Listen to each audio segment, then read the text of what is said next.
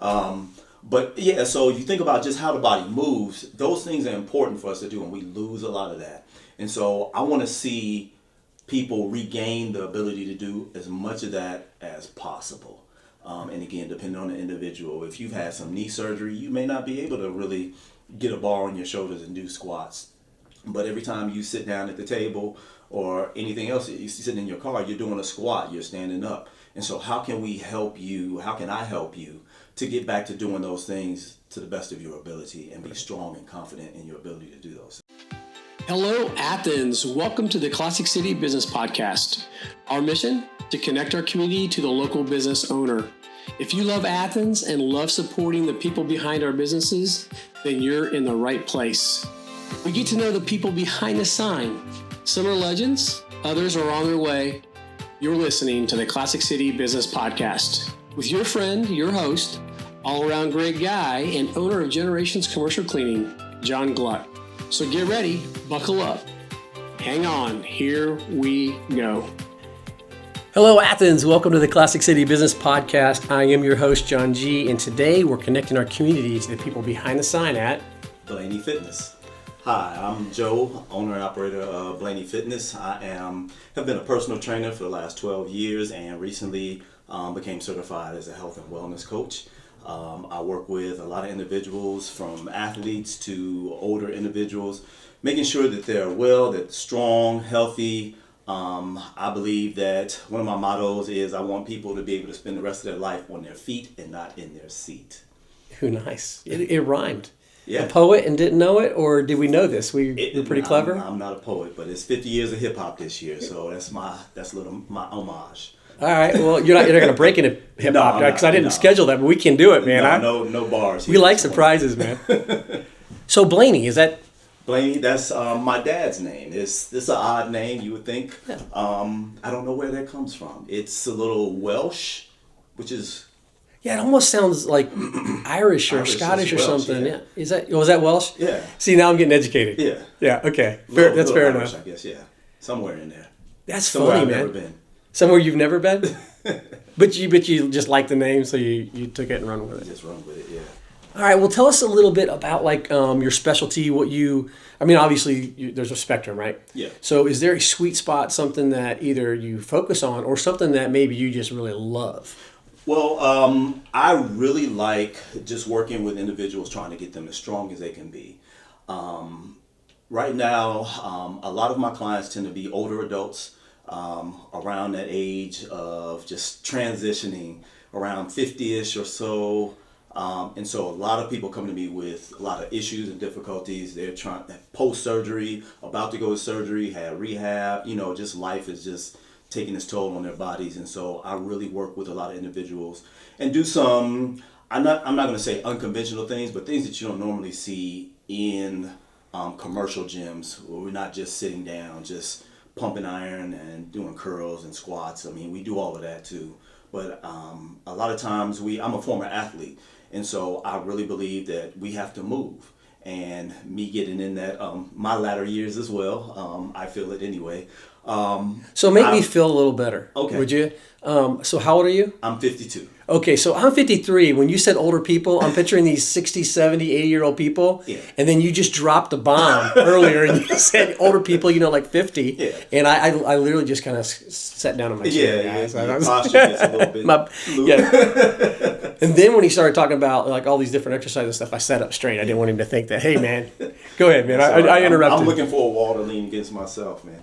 But no, I think over the age of about 30, 35, we start losing a lot. We're still thinking, oh, I'm young, I can do this and do that and do the other, until you try and do all of those things and you realize sitting down, working a desk job, driving a lot, just being real sedentary takes its toll on you. And so I really love working with people, trying to reclaim as much of that as possible. And you don't do that just by doing real linear stuff. I love deadlifts. I want to deadlift as much. If I could lift this building up, I would try my best. But I also understand that a lot of mobility issues tend to take place: knees, ankles, lower back, elbows, and things. And so I use a lot of things like kettlebells, sandbags, battle ropes, try and get people moving. A lot of twisting, turning, getting up, sitting down, If I could get you rolling around on the floor, I will. But I think that just helps us. It helps us to be more vibrant. Our bodies feel a lot better, and our bodies are just made to move. And so I try and help people move. So is there two sides of that coin? Obviously, there's the recovery part of it, right? Where you're trying to get somebody, hey, man, I can't touch my toes anymore. Right. Right? But is there a maintenance side of that where once you get to a certain point, this is what you need to be doing? Is there a program that you have for something like that? Sure, yeah. And again, it just depends on where everybody is in their journey. So it's not a cookie cutter thing. No, definitely not. Definitely not. So far from it. I mean, I could write a program for one client, and we can you and I could then do the exact same workout I've given to 10 other people, but they all serve a different purpose. You might have some particular needs. Everybody would squat, or everybody would deadlift, or do lunges or push-ups or whatever, but it might serve a different purpose for you. Maybe a different focus. There's a focus. There's got to be some kind of focus. Why am I doing this particular exercise with this person is more what I kind of get into, not just one of the things that I've learned, again, is I've been in the industry for 12 plus years, honestly, is that, there's a lot of things that we can do. There's only so many exercises out there. I mean, a lot of my clients ask me if I've made up some of the stuff that we've done. Unfortunately, I have not. There's nothing new under the sun. Yeah, right? not really. You think about just playing outside, just running, kids running, jumping, if you ever see kids playing outside anymore. But doing the things that they do. You can tell what decade we were born in, right? Yeah, you stayed out in the street playing football in the street. Yeah. Car coming. But yeah, so you think about just how the body moves. Those things are important for us to do, and we lose a lot of that. And so I want to see people regain the ability to do as much of that as possible. And again, depending on the individual, if you've had some knee surgery, you may not be able to really get a bar on your shoulders and do squats. But every time you sit down at the table or anything else, you sitting in your car, you're doing a squat, you're standing up. And so how can I help you to get back to doing those things to the best of your ability and be strong and confident in your ability to do those things? Right. Okay. I like it. I don't know really where I expected you to go with that, but it's interesting to me. We've talked to some different people who are in, this industry, and there really isn't anything new under the sun, as the old Indian would say, I guess, or my grandfather did anyway. But it is about application and how you work on a specific thing. Sure. So I get exactly what you're saying. That's good stuff. Mm-hmm. Is there anything else about the business that if you were to do a 30-second or 60-second commercial that you would want our community to know, Sure. About you and what you're doing specifically? Personally, I really, I think being in the fitness industry, working on people's health and wellness, I like to make sure that people understand what they're doing. I'm not one of those trainers that just tell you, okay, we're just going to do these exercises and then let's go and then I'll see you next time. I really want my clients to understand. I'm a former educator. I've done a lot. I started out my career in higher education. I've worked at 2 universities. Oh, wow. Yeah. Matter of fact, I got both of my degrees from Purdue University. I came to Athens to work at the university in higher education, in student affairs. And from there, I went into the public school and worked there for a few years. Nothing to do with physical fitness, nothing. I wasn't a PE teacher. And then I decided to make a career change and get into the health and wellness industry. And so I still take that mindset of being an educator into the gym or into working with people, because it's, you can do anything. Somebody tell you, okay, go over there and just give me 10 push-ups. Why am I doing these 10 push-ups? Help me to understand so I can do these things better. And I'm a real firm believer. If you understand simple things deeply, you can apply broadly. And so why am I doing these push-ups, or how should I do these push-ups? What should I be feeling? How is this going to help me? And I try to make sure that you understand these things so that, unfortunately, a lot of times I'm trying to work myself out of a job, but hoping that you stay. Right. If that makes sense. One of the things I loved about what you said is on the education thing, I know this is true in my life, and so I always look through that prism, like everybody must think like I do. Uh-huh. But if I understand why I'm doing what I'm doing, I'm more likely to do it correctly. And exercise is a great example, because if you can do something wrong, you're doing like twice the number and you're doing it wrong, you've just wasted all that energy, right? So it's sometimes less is better, or doing it correctly is better. Yeah. So I like the idea of, hey, this is what we're doing, this is why we're doing it, and this is what you're going to accomplish, this is what you should feel, this is what it should look like in a week or a month or whatever. So it's that old adage, oh my goodness, well, you're old, so I'm yeah, old, exactly. So, things will slip my mind, but it's like practice makes perfect, and that's not true. You will perfect what you're doing, but you can perfect doing things incorrectly or improperly. And so it's perfect practice makes perfect. And so there's no perfection. There's nothing, you're always chasing perfection, but those things you can work towards doing better and doing those things that are optimal. And so what's going to work best for me or best for this individual? And you practice that. Yeah, that's good stuff, man. Well, let's get to know the person behind the sign. Okay. So tell us a little bit about who Joe is. I always like to ask this question right off the bat, and I told you I'm not going to give you any hints to the questions prior to, because I want it to be real and authentic. But what's something about yourself that even people that are close to you, friends, and especially since you were, did you grow up in Indiana, by the way? I know you went to Purdue, but... Yes and no. I graduated high school in Indiana. Okay. I lived in Illinois most of my childhood. Okay, that's where I'm from. Moving to Indiana. What part of Illinois? Because I know the audience is just on the edge of their seat. So I was born in Chicago. Okay. And moved to a place called Markham, which is south of Chicago. Markham, Harvey area. I went to Tinley Park High School. Okay. And went there for 2 years, and then moved to Gary, Indiana, home of the Jacksons. It's Chicago. It's still Chicago. It's still the Chicago area. Yeah, we spent the 4th of July on the beach watching the fireworks from Chicago. So I'm literally like the mirror image, because we're on the opposite side of the states, basically the same level there. We're probably a little bit south, but not much, and right on the Mississippi River. And so Davenport, Iowa would be my Gary, Indiana. Yeah, so that's funny, man. But what's something about yourself that even people that you know might be surprised to learn about you? People that really know me would not really be surprised, but they were like, that makes sense. One, I love to cook. I have chef aspirations.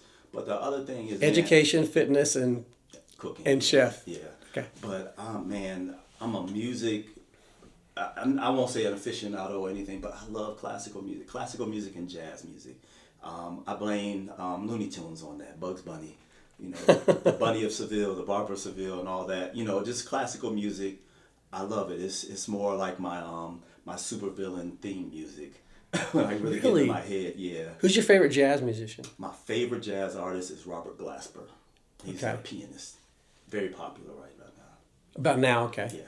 So this has nothing to do with the show or anything, but my son was a really incredible sax player in middle school, high school. He had actually down in Atlanta, he was in a part of a group called Maywe, the jazz professor at Georgia State had this group, and they got to play at the Atlanta Jazz Festival and everything. Oh, nice. So that's my connection to jazz. Otherwise, I probably never would have been a part of it. But he loved the old stuff like Coltrane and some of that sax, right? Yeah. So that makes sense. But that's curious. I mean, you're I never would have guessed that. Yeah. I mean, the average person. I've always been told that jazz is one of those things that there's such a small niche, but if you're jazz, like you're jazz, like you get it. The thing about it is it's like a conversation. It's like talking. And the same thing when I say understanding small things deeply. It's like I don't play any instrument, but I understand from the perspective of being an athlete, being an educator about those. It's some things are rote, rituals, routines. It's like learning math. You can't go to calculus without understanding basic arithmetic first. And you build... There's a foundation, right? It's that foundation. And so same thing with jazz. They know their scales and those things until you don't even have to think about it and do the scales. You can make a whole song out of... I've heard people, it's like, for me listening, I'm like, wow, that's incredible. For another artist to be like, yeah, well, he's just playing the scales. Right. Okay, but it's like you're able to deviate from the standard, but then you always come back to it. Same thing with exercise, same thing with education. I love literature. And so reading, just understanding, reading, grammar, basic things there, but then you are able to explore ideas. from a different perspective and kind of use your own creativity and your imagination. Same thing being an athlete. I mean, Deion Sanders is big right now. You listen to the things that he said, he's always been like that, but he was a great athlete. And so being a great fundamental athlete allows you to do the showy things out on the field. It's the same thing with everything. Once you understand something deeply from a foundational standpoint, then you can do whatever you want to do with that, because you're always going to come back and depend on those foundational principles. Well, I'll tell you, one of the things I really enjoyed listening to you and getting to know the guy behind the sign, Joe, is that you talk about this foundation, right, in learning, and it makes sense now when you say, yeah, I love cooking, I want to be a chef. It's like you just keep building this foundation, it gets wider and wider, and you're building this pyramid and learning more, and it sounds like you just like to take things in and process them and then build on that. That's really kind of cool. So just for fun, one of the questions I love to ask too is, and I'm asking the trainer this guy, so let's see how this goes. But it's pizza night. Mm-hmm. All right. Are you a pizza and wine, pizza and beer, or a Coke guy? And the reason why I put those all on the table is there's certain things that we wash down in the food spectrum that just taste better. Yeah. So do you have an opinion on that? Other than that, you shouldn't be eating pizza. I don't know if you're a nutritionist too, but man, pizza is great. I love pizza. And being from Chicago, oh yeah, you got to. I need a fork with my pizza. I'm about to take a trip to New York, and they're gonna have to tell me how to fold my pizza correctly and the little thin crust, whatever it is that they do. Being from that area, just a real quick side note, I get the question like, is it Chicago or New York, style pizza? Yeah. And I just say yes. Yes. Yes. Yeah. Pizza. Pizza is pizza. I love it all. So, go ahead. Interestingly enough, I just ventured into wine tasting during the COVID blip. Of course you did. The COVID blip.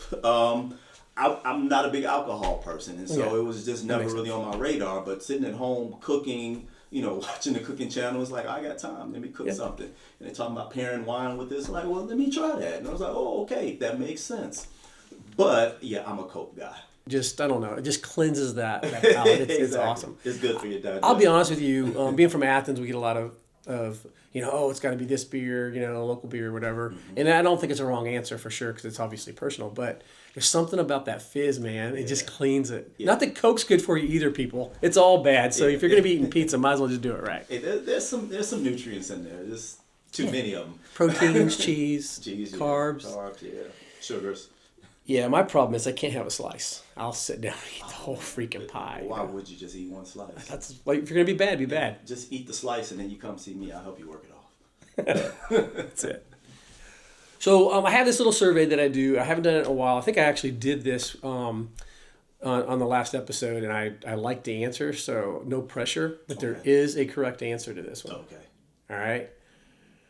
Are you a movie? From what perspective? Well, let me before from the right perspective. So before I do, actually, let me ask you this: are you, again, it's Friday night, got some pizza? Are you a movie guy? Yeah. Like to watch movies? So do you have a genre?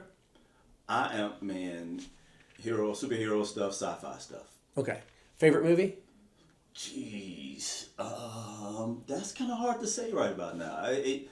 At one point in time, it was The Matrix, real heady. We'll just stick with that for right now. Okay, so I don't know if I could say this answer today. Okay. But from a lifelong perspective, and at the time that Die Hard came out, I'm a huge Die Hard fan. The original. They're all good, but there's the Twinkie line. Yeah. There's just so many great lines in that movie. If you haven't watched it, people, shame on you. Yeah. But the good news is you can go watch it. It's a classic.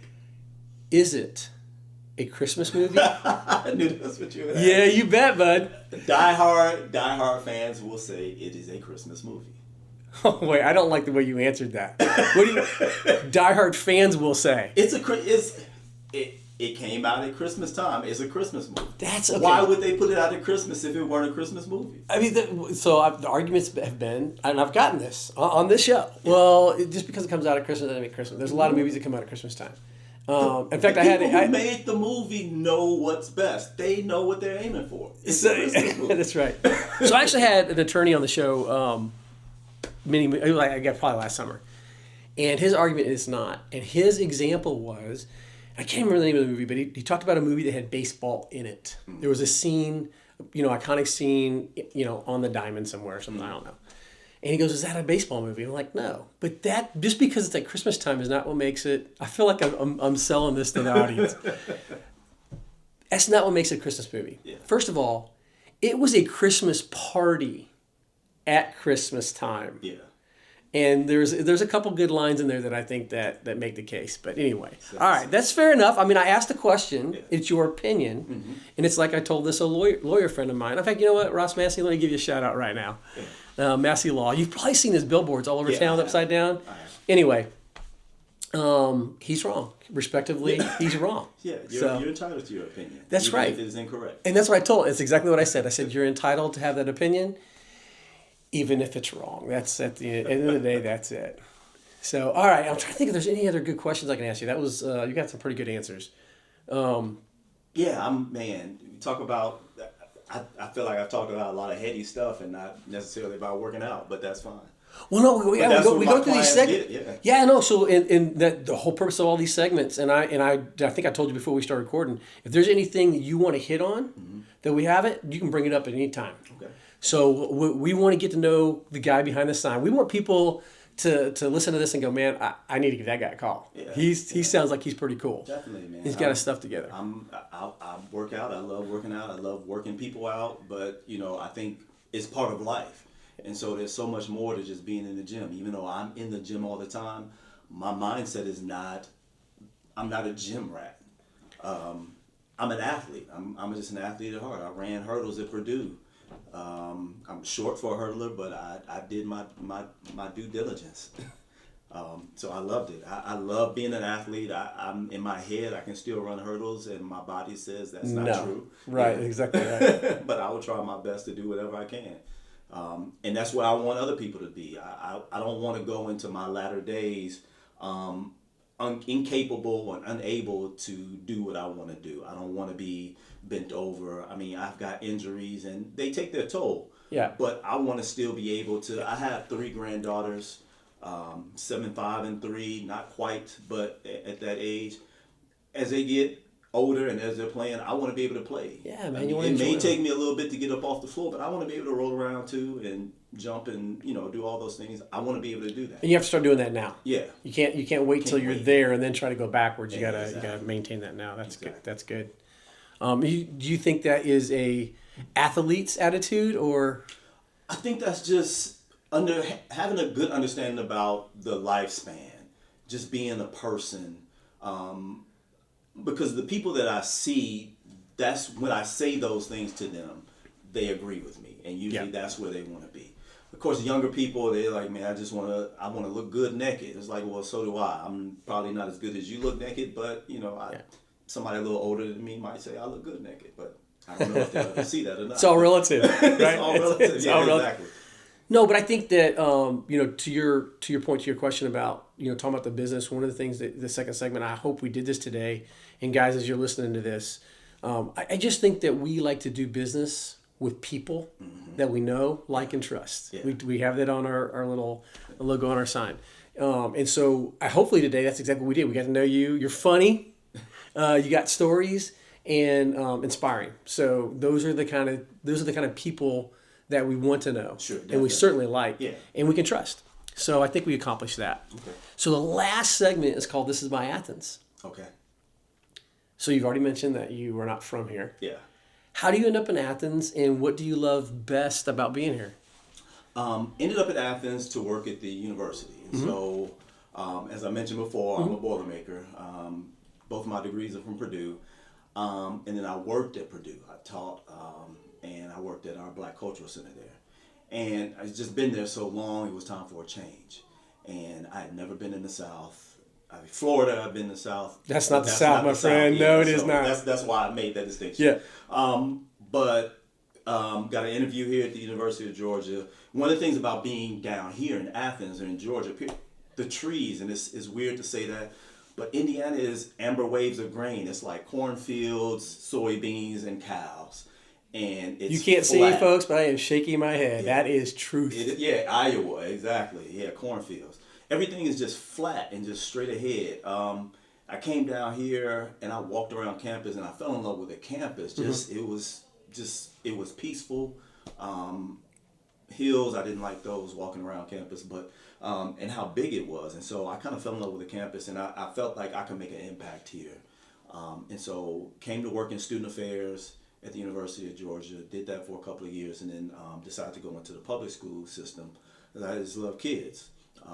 And I believe that's where you make a big impact. Yeah. And then stayed there for a few years and then got into the health and fitness industry.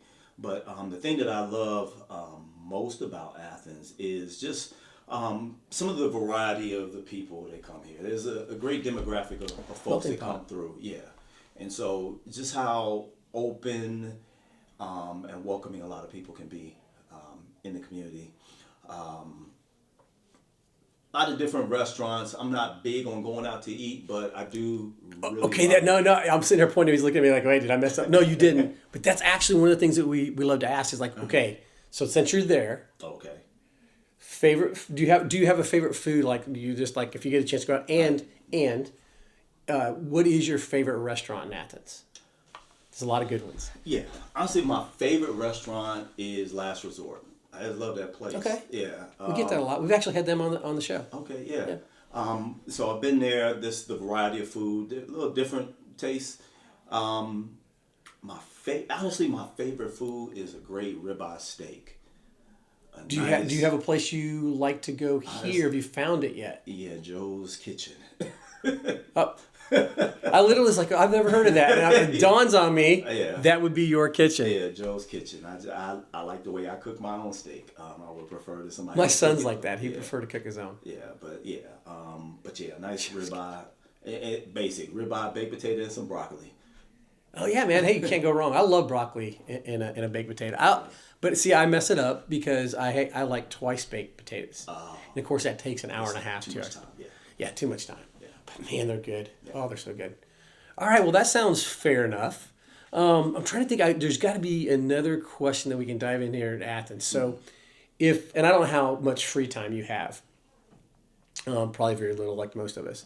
But if you have a weekend off and you can go do something in Athens, what would it be? Geez, something in Athens. Or you know what? Let me not even put you in that box. Okay. Because we are in Athens, we're close to a lot of things. A morning drive. Yeah. We talk about that on the show a lot. So what would that be for Joe? You know what? Well, I'll answer two things. It is so just like, really, that's it. I'm a book person, man. I love going into the bookstores, sitting there, get a cup of coffee, and just flipping pages. I'm reading anime. I'm just real simple. You're so cultured, man. You just freaking do it all. I know. I'm so have you found the bookstore to my here? Classical music as I'm on my way to go read some anime. See, you're saying that, and what I'm really picturing is the Looney Tunes. Anyway, I'm sorry. I don't know why it's that. But is there a bookstore or two that you found here that provides that for you? Avid Books. I like the fact that it's local. I've been there. Unfortunately, Barnes and Noble is like right down the road from me, so it's not necessarily local, but I mean, it's a space that I go to. No, that's fair. I mean, or, that's what we're asking. I really like, honestly, I like going out to Sips Cafe over there on Prince and sitting out on there. Is it Sips or Cups? I always get that stuff wrong. It's right there on Prince, right there on the corner, across from the campus, next to Agualinda. You know that little. Oh yeah, I know what you're talking about. Is it Sips? I think it's Sips. I believe it's Sips Cafe. Okay, we'll apologize to him if we get it wrong. I'm sorry, but we're trying to give you a plug. I say we're doing a shout out. Maybe we should have them on the show and they can tell us exactly. There you go. But yeah, I love sitting there. They have a little. For that, you'll have to turn off airplane mode. Okay. It's okay. We have our phones with us, folks. What can I tell you? They have a little covered patio. Raise the shades, the shutters, and just kind of sit out there. I don't have to be outside, but inside. I really like going out there with a book and just listening to my classical music and reading my comic books. That's awesome. But in general, that's probably what I end up doing most often. Yeah. I like it. Well, listen, Athens, if we have not gotten to know the man behind the sign. I don't know what process would work. But if you need to work on some stuff where you want to get in a good position to get older, then I think that you've already know the answer to the call that you need to make. Joe's a pretty cool guy. He's a lot of fun. So you can even smile while you're in pain. Why not? Yeah, exactly. Yeah, I'll make you laugh as you cussing me out. There you go. a smile and a cuss. A smile and a cuss. Yeah. I don't know if that's the way you say It's that, like but a Coke and a smile, but it's a little different. there's your T-shirt. There you go. A smile and a cuss. Smile and a cuss, yeah. I like it. You can have it. You can Appreciate it. Yeah, you got it. Listen, guys, until next time, I hope you guys had half as much fun as I did. I certainly enjoyed it. I think we learned a lot. And until next time, go dogs! Sick 'em! Okay, guys, we did it. We made it to the end of the show. Now that you've heard at least one episode, can you do me a favor? If you know someone you would like to hear on a future episode, you can contact us or have them contact us at podcastjohng@gmail.com, or just message us on our social media platforms. We're on Instagram, Facebook. Just search the Classic City Business Podcast. You'll find us. One more thing. Please like, rate, review, and share. All of this really helps a lot. We really do want to connect our community to the local business owner. We believe this is a great platform to do just that. And thank you for taking this ride with us as we get to know the people behind the sign. It's going to be a lot of fun.